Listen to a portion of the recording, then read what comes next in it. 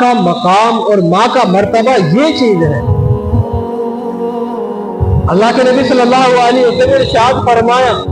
کہ جو آدمی اپنے ماں باپ کی صبح میں صرف زیارت کرے، دور سے دیکھ لے، نہ کوئی بات کرے، نہ خیر و عافیت لے، کچھ نہیں، صرف دور سے ماں باپ کو محبت کی نگاہ سے دیکھ لیا، کہ اللہ تبارک و تعالیٰ اس کو ایک حج اور ایک عمرے کا ثواب عنایت فرماتے ہیں۔ اور اللہ کے نبی نے فرمایا کہ جنت کے اندر اس کے لیے 2 دروازے صبح سے شام تک کھلے رہتے ہیں، جو آدمی اپنے ماں باپ کو اسے دیکھتا ہے۔ اور قربان جائیے صحابہ کرام کی طرف پر انہوں نے پھر اللہ کے نبی سے سوال کیا، یا رسول اللہ، اگر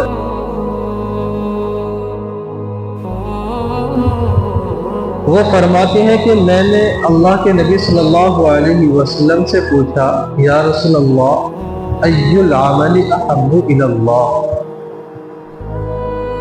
کہ اللہ تبارک و تعالیٰ کو سب سے زیادہ محبوب، سب سے زیادہ پسندیدہ عمل کون سا ہے؟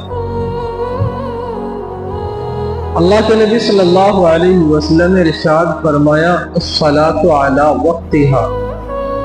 نماز کو اس کے وقت پر پڑھنا یہ اللہ تبارک و تعالیٰ کو سب سے زیادہ پسندیدہ عمل ہے۔ انہوں نے پھر اللہ کے نبی سے پوچھا، یا رسول اللہ، ثم ای، اس کے بعد کون سا عمل اللہ کو اقبل ہے؟ تو اللہ کے نبی صلی اللہ علیہ وسلم نے ارشاد فرمایا، بر الوالدین، اپنے ماں باپ کے ساتھ بھلائی کا معاملہ کرنا۔ انہوں نے پھر اللہ کے نبی سے پوچھا، یا رسول اللہ، ثم ای، کہ اس کے بعد کون سا عمل ہے؟ پھر اللہ کے نبی صلی اللہ علیہ وسلم نے ارشاد فرمایا، الجہاد فی سبیل اللہ، اللہ کے راستے میں جہاد کرنا۔ اللہ کے نبی صلی اللہ علیہ وسلم نے یہ 3 باتیں ترتیب وار بیان فرمائی ہیں۔ علماء فرماتے ہیں کہ اس حدیث سے 2 باتیں معلوم ہوتی ہیں۔ سب سے پہلی بات تو یہ معلوم ہوتی ہے، اس حدیث سے یہ پتہ چلتا ہے کہ صحابہ کرام کے اندر اللہ تبارک و تعالیٰ کو راضی کرنے کا جذبہ کتنا تھا، کہ ان کے سامنے، ان کی نگاہوں کے سامنے ہر وقت آخرت کا منظر رہتا تھا، جنت اور جہنم کے مناظر ان کی نگاہوں کے سامنے رہتے تھے، اور وہ اس بات کی کوشش کرتے رہتے تھے کہ کون سا عمل ہم کریں کہ جس سے ہم اللہ کو راضی کر لیں۔ تو اللہ تعالیٰ کی رضا والے اعمال کو وہ تلاش کرتے تھے، اور پھر ان میں بھی یہ دیکھتے تھے کہ کون سا عمل ایسا ہے کہ جس سے اللہ تعالیٰ زیادہ خوش ہوگا، یعنی کون سا عمل اللہ تبارک و تعالیٰ کو زیادہ پسند ہے۔ اب عمل تو سارے اللہ تعالیٰ نے جن کا حکم دیا ہے، اب ظاہر سی بات ہے وہ سارے کے سارے اللہ کی مرضی کے ہی ہیں، لیکن ایسا ہوتا ہے کہ کسی ایک کام کی اہمیت زیادہ ہوتی ہے، کہ یہ زیادہ افضل ہے۔ تو اللہ کے نبی صلی اللہ علیہ وسلم سے اس چیز کا سوال کیا کرتے تھے کہ افضل عمل کون سا ہے؟ تو ایک تو صحابہ کرام کے شوق عبادت کا پتہ چلتا ہے کہ ان کو عبادت کا شوق، اللہ کو راضی کرنے کا شوق، اور اللہ تبارک و تعالیٰ کی محبوبیت والے اعمال کرنے کا شوق کتنا تھا۔ اگر ہمیں کسی کو راضی کرنا ہوتا ہے، کسی کو خوش کرنا ہوتا ہے، تو ہم اسی کے حساب سے اس کو راضی کرتے ہیں۔ مثال کے طور پر کسی آدمی کو کھانے میں کوئی چیز پسند ہے تو ہم اس کو کھانے کی وہ چیز بنا کر دیتے ہیں، حالانکہ وہ اور چیزیں بھی کھاتا ہے۔ کسی آدمی کو پہننے کے اندر کوئی چیز زیادہ استعمال میں پسند ہے تو ہم کوشش کرتے ہیں کہ اس کی مرضی کی چیز دے تاکہ اس آدمی کا دل خوش ہو جائے، حالانکہ وہ اور بہت ساری چیزیں بھی پہنتا ہے۔ یعنی ہم چاہتے ہیں کہ اس آدمی کو ایسے عمل سے راضی کیا جائے جو اس کا فیوریٹ ہے، اس کا زیادہ پسندیدہ ہے۔ تو صحابہ کرام کا بھی یہی تھا کہ اللہ تبارک و تعالیٰ کے لیے کوئی ایسا عمل جو اللہ کو زیادہ پسند ہو، زیادہ محبوب ہو، وہ عمل کرے۔ اللہ کے نبی صلی اللہ علیہ وسلم کو جو عمل محبوب ہے، جو عمل پسند ہے، وہ عمل کرے۔ کہ اللہ کے نبی صلی اللہ علیہ وسلم کا ایک راستے سے گزر ہو رہا ہے، اللہ کے نبی نے ایک مکان کو دیکھا کہ اس کے مکان پہ ایسے جیسے مساجد کے اوپر گنبد بنا دیے جاتے ہیں، مینار بنا دیے جاتے ہیں، تو گنبد نما کوئی چیز سی تھی۔ اللہ کے نبی صلی اللہ علیہ وسلم نے پوچھا کہ یہ کس کا مکان ہے؟ تھوڑا ناگواری سی کا اظہار کیا، جیسے ہم کہتے ہیں کس کا، یعنی ایک چہرے کے تاثر ہوتے، ایک کہتے ہیں یہ کس کی چیز ہے، یہ کہنے کا مطلب چیز پسند آ رہی ہے، اور ایک چہرے سے کہتے ہیں کس کی، تو اس کا مطلب یہ پسند نہیں آ رہی تھی، ناگوار سا محسوس ہوا۔ اللہ کے نبی وہاں سے پوچھ کے گزر گئے، تو جن کا وہ مکان تھا، کسی صاحب نے بتایا کہ یہاں سے اللہ کے نبی کا گزر ہوا تھا، جب آپ نے یہ دیکھا تو اللہ کے نبی نے ناگواری کا اظہار فرمایا۔ تو ان کو یہ بات برداشت نہیں ہوئی، ان کو یہ بات پسند نہیں آئی کہ میرے پاس کوئی چیز ہو، اس پر اللہ کے نبی کی ناگواری کے ساتھ نظر پڑے، وہ پھر بھی میرے پاس رہے۔ اس کو گرا دیا، اس کو گنبد کو دیکھا، اس کو ختم کر دیا۔ پھر اللہ کے نبی کا دوبارہ سے ادھر سے کبھی گزر ہوا تو اللہ کے نبی نے پھر پسندیدگی کا اظہار کیا، کیونکہ وہ جو چیز تھی وہ ایک عبادت گاہ سے مشابہت رکھ رہی تھی، کہ یہ تو مسجدوں کی خاصیت ہے، عبادت گاہوں کی شان ہے کہ ان پر بھی یہ چیز اچھی لگتی ہے۔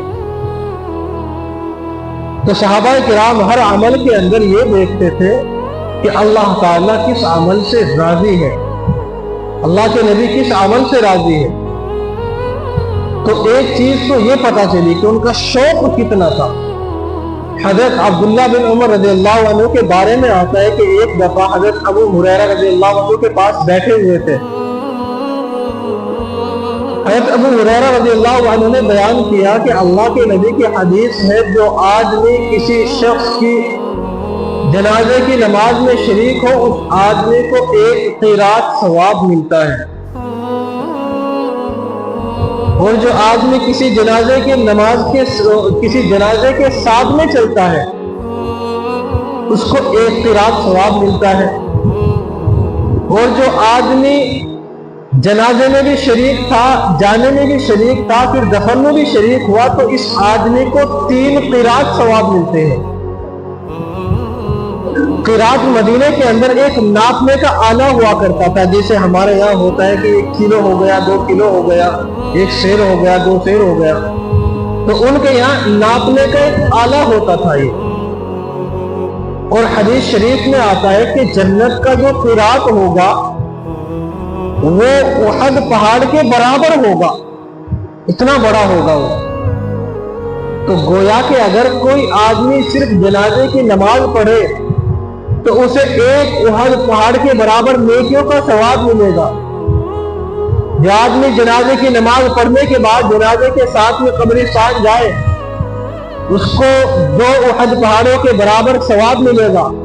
اور جو آدمی اس میں دفنانے میں بھی شرکت کرے تو اس کو 3 احد پہاڑوں کے برابر ثواب ملے گا۔ جب انہوں نے یہ حدیث سنی حضرت ابو ہریرہ سے عبداللہ بن عمر رضی اللہ عنہ نے، تو افسوس کرنے لگے، کہنے لگے کہ ہائے، کہ افسوس ہے کہ اس حدیث کا مجھے پتہ نہیں تھا، اور اس حدیث کے نہ پتہ ہونے کی وجہ سے میرے نہ جانے کتنے قیراط ضائع ہو گئے، کہ اگر مجھے معلوم ہوتا، پہلے سے مجھے یہ حدیث پتہ ہوتی، تو میں ہر جنازے میں شرکت کرتا، میں ان کے ساتھ بھی جاتا، دفنانے میں بھی شریک ہوتا، کہ میں اللہ کو راضی کرنے کا عمل اپنے ہاتھ سے نہ جانے دیتا۔ تو ان کا یہ شوق ہوتا تھا کہ ایک بات تو اس حدیث سے یہ پتہ چلی، اور دوسری اس حدیث کے اندر اللہ کے نبی صلی اللہ علیہ وسلم نے جو ترتیب بیان فرمائی کہ سب سے پہلے جو اللہ تبارک و تعالیٰ کو جو محبوب عمل ہے وہ ہے الصلاۃ علی وقتہا، کہ نماز کو اس کے اوقات پر پڑھنا۔ مثال کے طور پر ظہر کا وقت ہو چکا ہے،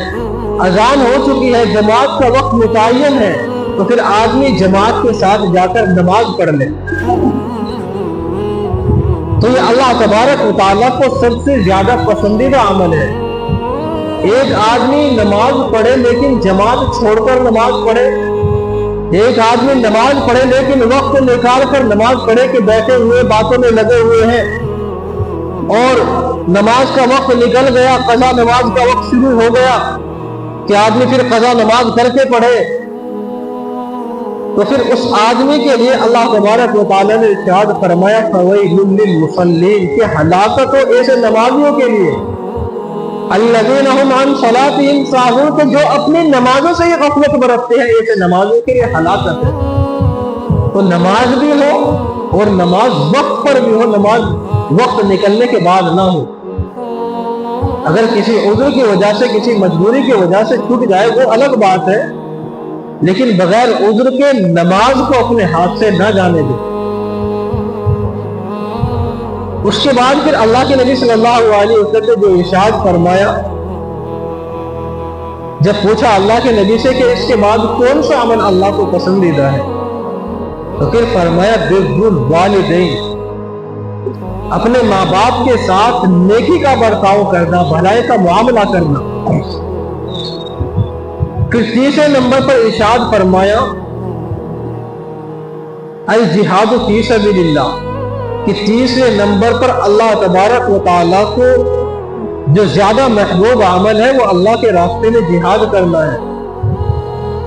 علماء فرماتے ہیں کہ اس حدیث میں ایک چیز دوسری بات یہ ہے کہ اللہ تعالیٰ نے ماں باپ کے ساتھ نیکی کے معاملے کو، نیکی کے برتاؤ کو جہاد سے بھی پہلے بیان کیا ہے۔ حالانکہ اللہ تبارک و تعالیٰ کے نزدیک جہاد کی بڑی فضیلت ہے، اور اللہ کے نبی صلی اللہ علیہ وسلم نے ایک موقع پر ارشاد فرمایا کہ میرا دل یہ چاہتا ہے، میری خواہش اور تمنا ہے کہ میں اللہ کے راستے میں شہید کیا جاؤں، پھر زندہ کیا جاؤں، پھر شہید کیا جاؤں، پھر زندہ کیا جاؤں، کہ ایسے ہی کیا جاتا رہوں، چونکہ شہادت کی جو فضیلت ہے اور شہید ہونے کا جو اللہ کے یہاں مرتبہ ہے وہ ایسا ہے۔ اللہ کے نبی نے فرمایا کہ جو آدمی اللہ کے راستے میں شہید ہو وہ ایسا ہے، دنیا سے شہید ہو کر ایسے جاتا ہے جیسے اس کی ماں نے آج ہی اس کو جنا ہو۔ کہ جب آدمی پیدا ہوتا ہے اس کے اوپر کوئی گناہ نہیں ہوتا،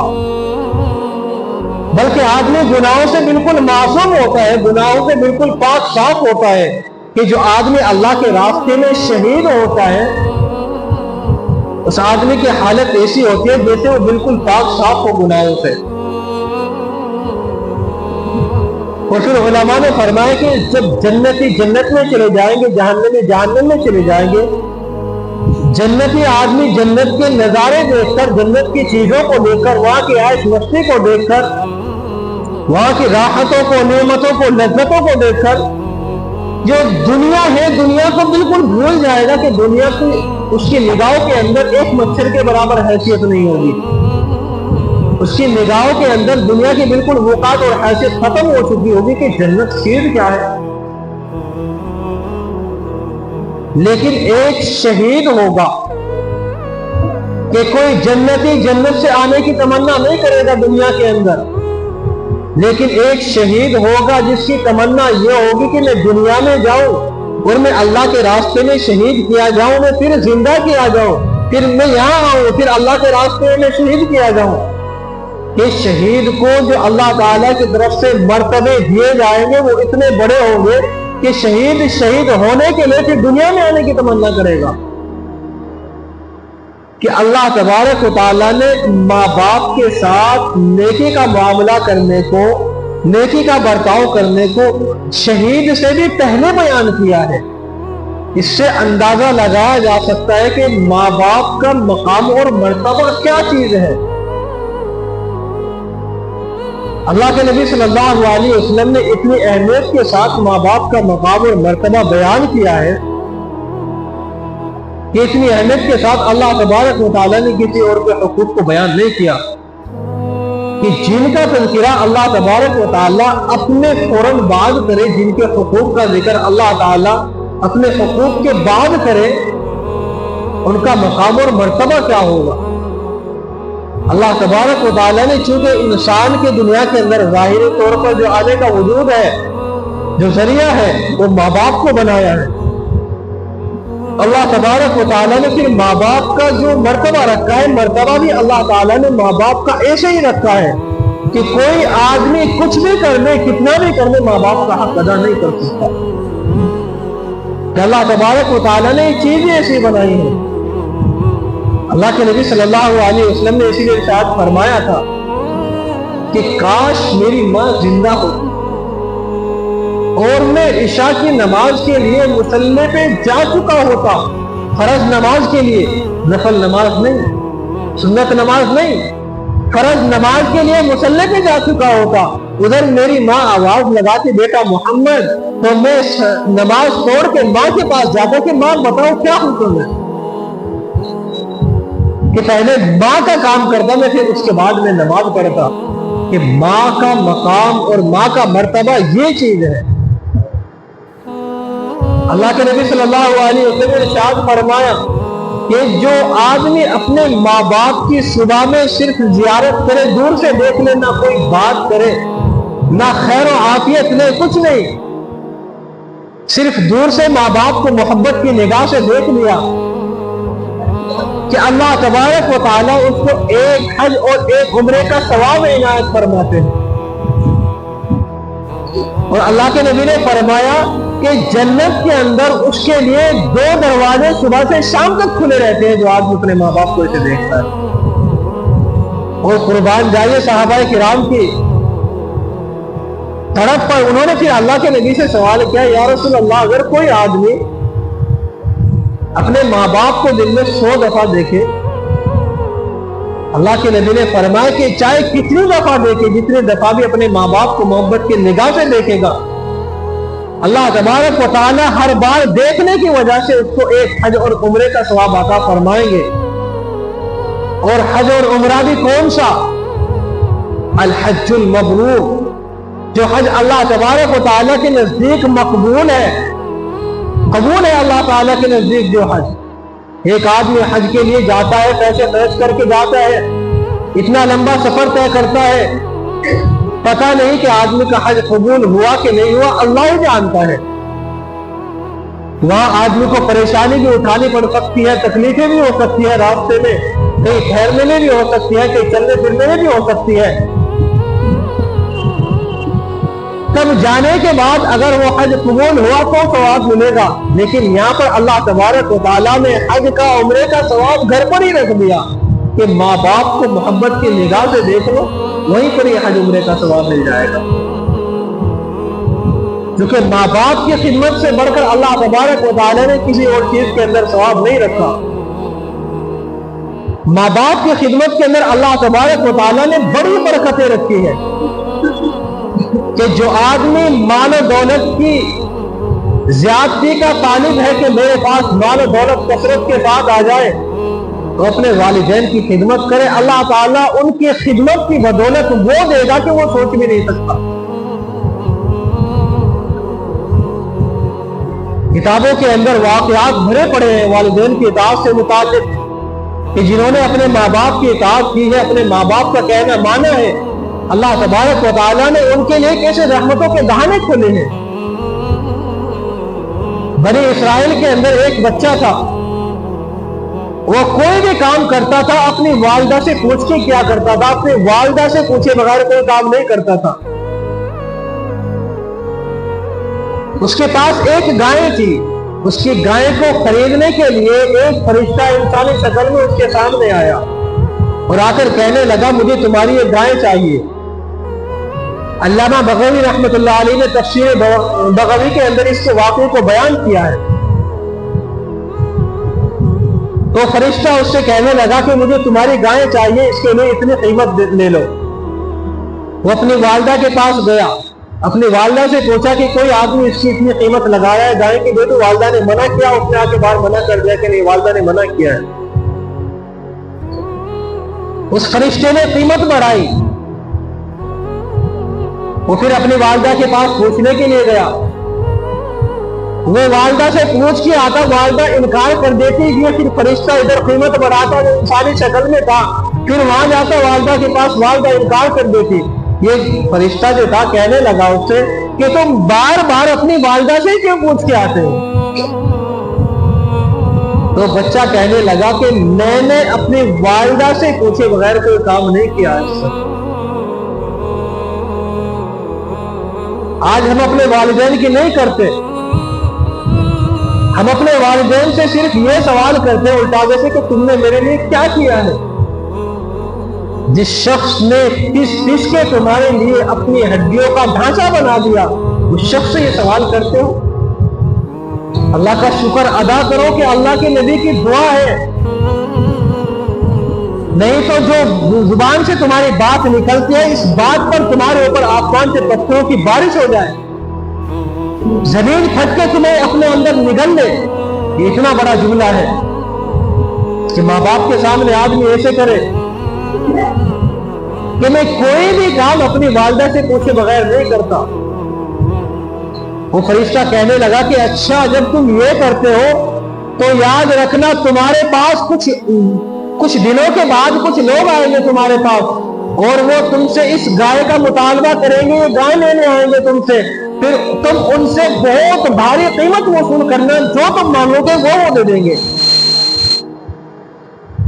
چنانچہ بنی اسرائیل کی گائے کا قصہ مشہور ہے قرآن شریف کے اندر، سورہ بقرہ کے اندر پہلے پارے کے اندر۔ تو وہ لوگ جو گائے تلاش کر رہے تھے ان کو کہیں نہیں ملی، اس بچے کے پاس وہ گائے ملی۔ جب قیمت معلوم کی تو اس کی قیمت کیا تھی کہ گائے کے برابر سونا تول کر دیا جائے گا تب گائے دی جائے گی، اس سے پہلے نہیں۔